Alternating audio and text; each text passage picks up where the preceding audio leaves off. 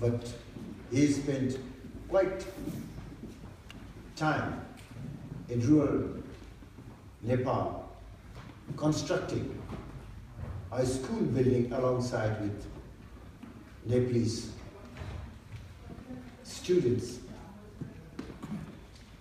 a school building that was destroyed by the earthquake.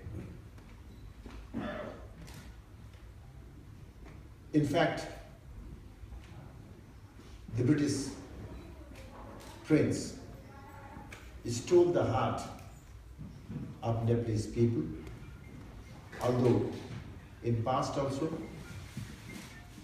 Nepalese people always had high regards to the British monarchy, and during Prince Harry's visit, that was very truly reflected. And during this year, we are planning for some more high-level visits. Very recently, last week in fact, Speaker of our Parliament visited the United Kingdom with a parliamentary delegation, and I'm told that she had a very useful conversation, interaction with her counterpart and other dignitaries, and that trend will continue. In fact, this afternoon when I met with two senior ministers of this government, Foreign and Commonwealth Minister Hugo Swan and DFID Minister David Swan. Right? Yes. Yeah, okay. I talked with both of them about the possibility of British Prime Minister's visit to Nepal. We are celebrating 200 years of bilateral relations, and I think this is the most appropriate time. Never in the history that any British Prime Minister has visited Nepal. Although Britain is the first country with whom we had diplomatic relations. Back in 200 years ago, we established contacts and official relations were established. So I think it's about time that our Prime Minister's visit takes place this year. We know that he is very busy with his referendum. I think, I understand that the referendum will be over by the end of June.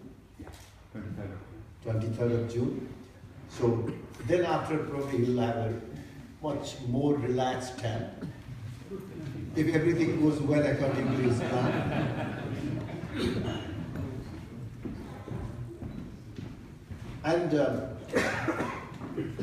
And this is also a very appropriate and most opportune time, not only because that we are celebrating the bicentennial relations, but Nepal has now entered into a new era. Last September, the Constituent Assembly of Nepal drafted a new constitution, and it's being duly promulgated by the head of the state. We have a new constitution now. And that constitution is drafted by the elected representatives of the people.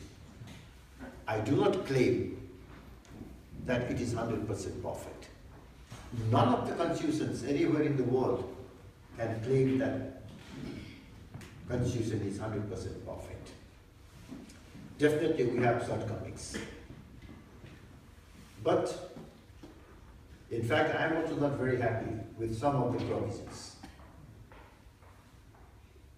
I have voted against the constitution, but when it was approved by overwhelming majority, 82% of elected representatives voted in favor of the constitution, we also accepted that. That's the beauty of democracy. And it was signed. It is signed by more than 90% of the representatives. That in itself is a testimony of the popular support of this constitution. Having said that, I agree that there could be some shortcomings, but since our constitution is a living, dynamic, and amendable document, the grievances of any sections of the Nepalese society can be duly and democratically addressed in coming days. But anyway, after the promulgation of the new constitution, Nepal has now entered into a new phase. And this phase is going to be a phase of economic development, socio-economic transformation, because our own experience and the a global experience also shows that without economic change, political change of whatever color cannot be sustained. This has been a very bitter experience in our part also. We had the first test of democracy back in 1950. But unfortunately, even in last 6 decades, we have not been able to establish a permanent political system. There has been frequent changes of regimes, systems, and instability has always been the norms of Nepalese society. We need to end that. So, our focus and priority now is on economic development. What I'm trying to say is that since Nepal now is entering into a new phase, this is the most appropriate time for British Prime Minister to visit Nepal. That will help consolidate the achievements that has been achieved so far. We want to consolidate a democratic setup that we have established. We need the support and encouragement of the international community. Financial support as well as moral encouragement. It should be seen that there is a backing and support of the international community in our endeavor towards strengthening and consolidating the political change and the democratic system. So it is because of that also we expect a British Prime Minister's visit, our first visit to Nepal. Now I don't want to take much of your valuable time because the announcer has already informed you that a very delicious food is waiting. So I shouldn't take much of your time. Once again, I would like to thank Caterers Association for bringing out this very useful book marking the bicentennial relations. And I would like to thank once again for giving me this excellent opportunity to be part of this important program. Thank you. Thank you all.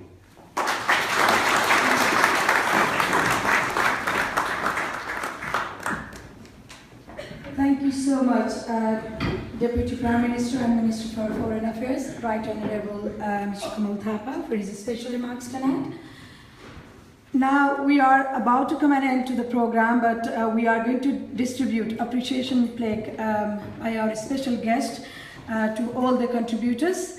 I would like to call on their names. Please, whoever is representing the organization, could you please come forward and take your appreciation plaque? Kishorji, could you please? And I would like to now call on again our special guest, Deputy Prime Minister and Minister for Foreign Affairs, Right Honourable Mr. Kamal Kamal, to provide this appreciation plaque. And I would also like Acting Ambassador, His Excellency Mr. Tej Bahadur Chetri, to join him, and also the founding President of Caterers Association, Dhruva Kesheju, and the President of Caterers Association, Nepalese Caterers Association, Mr. Vijay Thapa, to join the Deputy Prime Minister in handing over this appreciation plaque.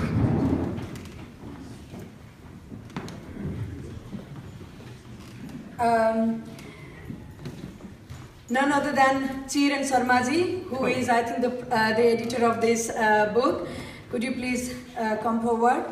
Chiran Sarma.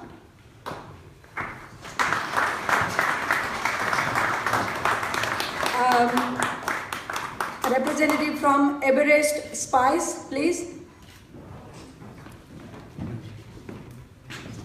Rosanji, thank you.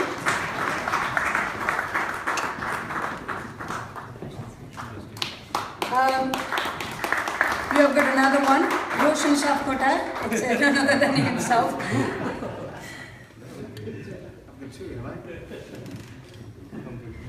I would like to call now Mr. Pratap Raimaji. Pratap Raimaji ji. Hununna jasto cha. Could I now have Mr. Sher Bahadur Sunar? Thank you.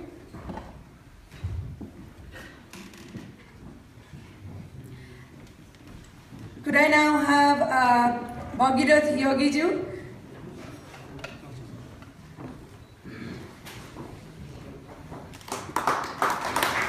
He has played a very important role in publishing this book, and he is at the moment working in BBC Nepalese service. Thank you.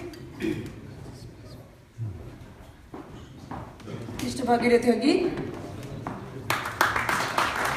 Could I have someone from Gorkha's Spice World, please? Gorkha's Spice World.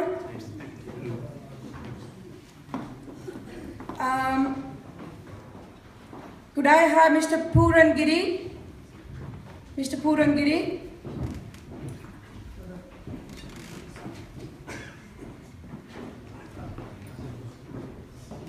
Could I have Mr. Suraj Kesi, please?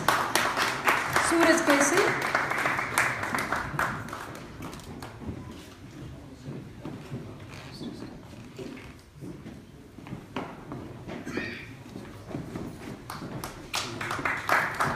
I'd like to now call Mr. Mahanta Bahadur Shrestha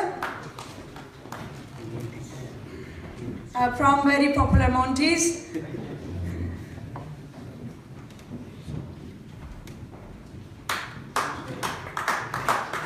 And could I now have Mr. Ashok Mali, please?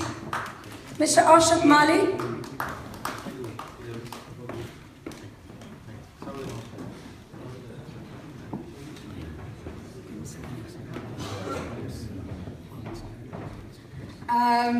Could I now have somebody from Kansara's Luxury Chocolates?